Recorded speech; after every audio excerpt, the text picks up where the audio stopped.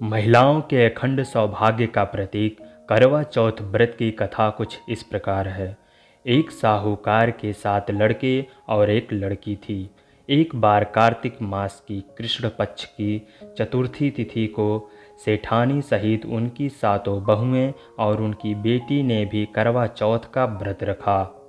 रात्रि के समय में जब साहूकार के लड़के भोजन करने बैठे तो उन्होंने अपनी बहन से भोजन कर लेने को कहा।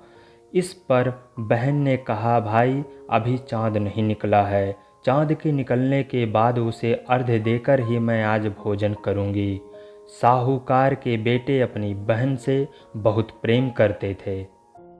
उन्हें अपनी बहन का भूख से व्याकुल चेहरा देख बेहद दुख हुआ।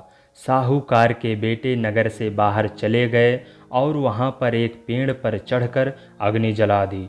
घर वापस आकर उन्होंने अपनी बहन से कहा, देखो बहन, चाँद निकल आया है, अब तुम उन्हें अर्घ्य देकर भोजन ग्रहण करो। साहूकार की बेटी ने अपनी भाभियों से कहा, देखो चाँद निकल आया है, तुम लोग भी अर्घ्य देकर भोजन ग्रहण कर लो।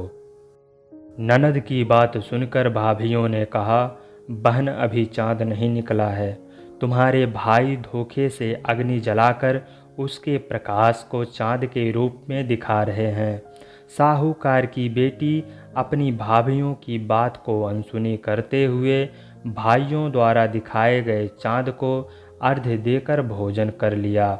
इस प्रकार करवा चौथ का व्रत भंग करने के कारण विघ्नहर्ता भगवान श्री गणेश जी साहूकार की लड़की पर अप्रसन्न हो गए।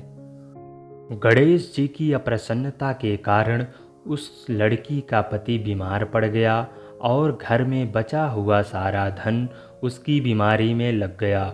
साहूकार की बेटी को जब अपने किए हुए दोषों का पता लगा तो उसे बहुत पश्चाताप हुआ।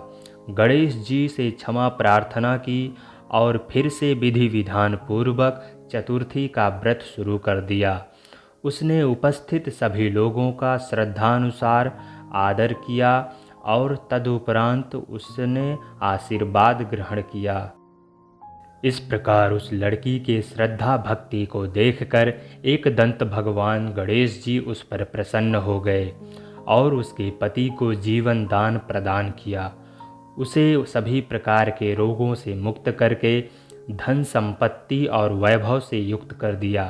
कहते हैं इस प्रकार यदि कोई मनुष्य छल कपट अहंकार लोभ लालच को त्याग कर श्रद्धा और भक्ति भाव पूर्वक चतुर्थी का व्रत को संपूर्ण करता है तो वह जीवन में सभी प्रकार के दुखों और क्लेशों से मुक्त होता है और सुखमय जीवन व्यतीत करता है।